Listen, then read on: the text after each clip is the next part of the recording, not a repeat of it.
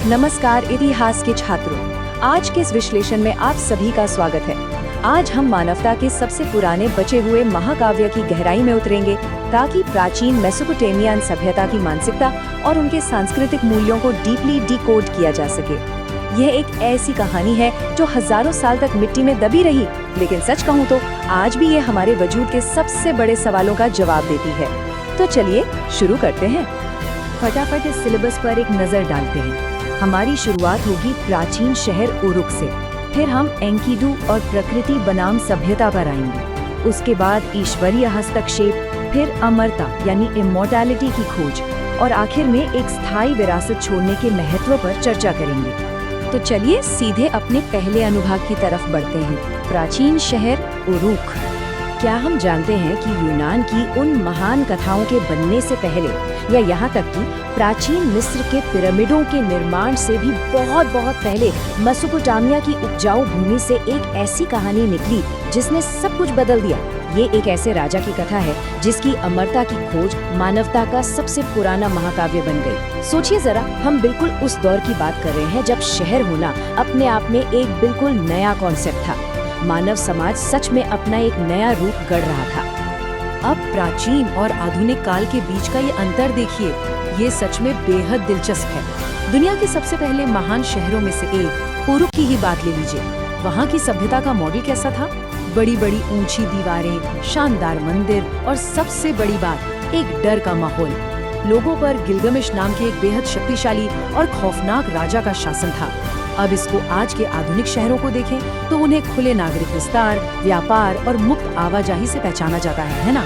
ये स्पष्ट अंतर हमें बताता है कि उस वक्त प्रारंभिक मानवता बाहरी जंगल से कितना डरती थी और कैसे उन्होंने खुद को ऊंची दीवारों के पीछे सुरक्षित किया था।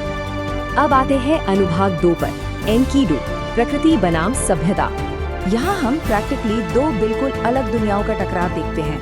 एक तरफ गिलगमेश है, असाधारण शक्ति, ज्ञान, सब कुछ है उसके पास, लेकिन उसकी ताकत ने उसे बेहद अहंकारी बना दिया है। वो सभ्य तो है पर लोग उससे डरते हैं। और दूसरी तरफ है एनकीडू। जब लोगों ने देवताओं से इस तानाशाह राजा से बचाने की प्रार्थना की तो उन्होंने लिटरली मिट्टी से एनकीडू का निर्माण किया। एक वाइल्ड जंगली इंसान जो जानवरों के बीच रहता था और जिसे सभ्यता का कुछ भी नहीं पता था। ये तुलना बेहद हैरान करने वाली है, क्योंकि ये सिर्फ दो दिलों की बात नहीं है, ये दरअसल सभ्यता बनाम प्रकृति का एक प्रतीकात्मक विश्लेषण है। तो आखिर क्या होता है जब ये दोनों टकराते हैं? जब एक यात्री एनकीडू को उरुक लाता है तो दुनिया के दो सबसे ताकतवर लोग आमने सामने होते हैं। एक जबरदस्त युद्ध होता है, लेकिन सबसे हैरत अंगेज बात ये हुई कि दोनों में से कोई भी दूसरे को हरा ही नहीं सका और इस टकराव की जगह ले ली एक गहरे आपसी सम्मान ने। इस युद्ध से हम समझ पाते हैं कि कैसे शहरी व्यवस्था और जंगली प्रकृति ने आपस में मिलकर एक सामंजस्य बनाया और ये दोनों अटूट मित्र बन गए। लेकिन हर कहानी में एक मोड़ आता है। अनुभाग 3, ईश्वरीय हस्तक्षेप और दंड। छात्रों, जरा इस नाटकीय वर्णन पर ध्यान दीजिए। शोहरत की तलाश में ये दोनों नायक एक पवित्र देवदार के जंगल में गए और वहाँ उनका सामना होता है हुम्बाबा से, एक ऐसा विशालकाय भयानक राक्षस जिसकी एक दहाड़ पहाड़ों को हिला सकती थी। अब देखिए, इस राक्षस को खुद देवताओं ने वहाँ संरक्षक बनाकर रखा था, लेकिन गिलगमेश और एनकीडू ने अपने अहंकार में उसे मार गिराया। मानव द्वारा देवताओं की बनाई सीमाओं को लांघने का ये शायद सबसे पहला बड़ा उदाहरण था।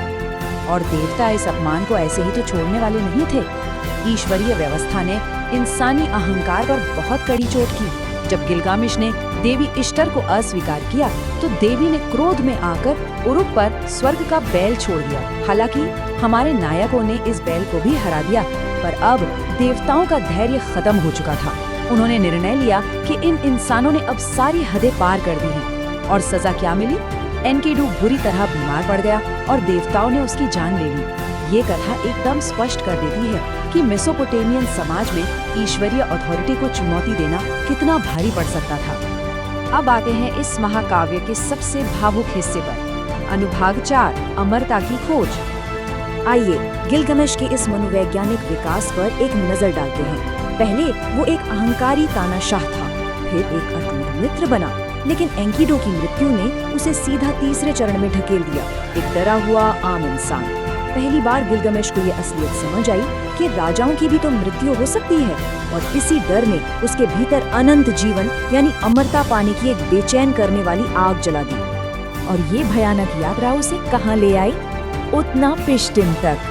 ये एक ऐसी कथा का नायक था जिसने एक भयानक बाढ़ यानी ग्रेट फ्लड का सामना किया था और जिसे देवताओं द्वारा अमरता का वरदान मिला था।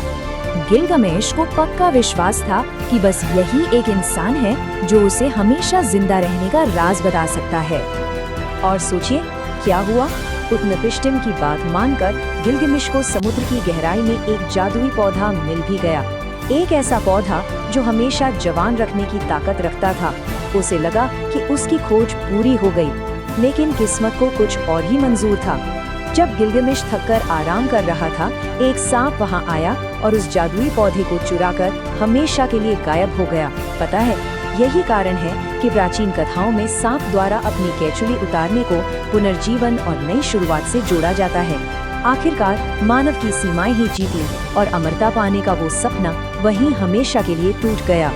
तो इस सब का आखिरी निष्कर्ष क्या निकला? आते हैं अपने आखिरी अनुभाग पर, एक स्थायी विरासत। गिलगामेश अपने शहर उरुक की उन ऊंची दीवारों के पास लौट तो आया और उसके हाथ बिल्कुल खाली थे, पर उसका दिल अब ज्ञान से भर चुका था। उसने ये कड़ी पर सच्ची बात सीख ली थी कि इंसान की ताकत की एक सीमा होती है। सच्ची अमरता हमेशा जिंदा रहने में थोड़ी ना है, वो तो उस विरासत में है जो हम अपने पीछे छोड़ जाते हैं। उरुक की वो महान दीवारें और उसके द्वारा किए गए नेक काम ही आखिरकार उसकी सच्ची अमरता साबित हुए। तो छात्रों, जब हम एक ऐसे महाकाव्य पर विचार करते हैं जो हजारों साल बाद आज भी हमसे बातें करता है, तो एक बहुत बड़ा सवाल उठता है। अगर मित्रता, साहस और ज्ञान दुनिया के सबसे बड़े राजाओं की ताकत से भी ज्यादा समय तक जिंदा रहते हैं, तो हमारी इस आधुनिक सभ्यता की ऐसी कौन सी उपलब्धियां हैं जो यहाँ से हजारों साल बाद भी अपना वजूद बनाए रखेंगी? इस विश्लेषण से मिला ज्ञान हमें सच में ये सोचने पर मजबूर करता है कि आखिर एक सार्थक विरासत होती क्या है। आज के इस लेक्चर में मेरे साथ इस ज्ञान की यात्रा पर निकलने के लिए आप सभी का बहुत बहुत धन्यवाद।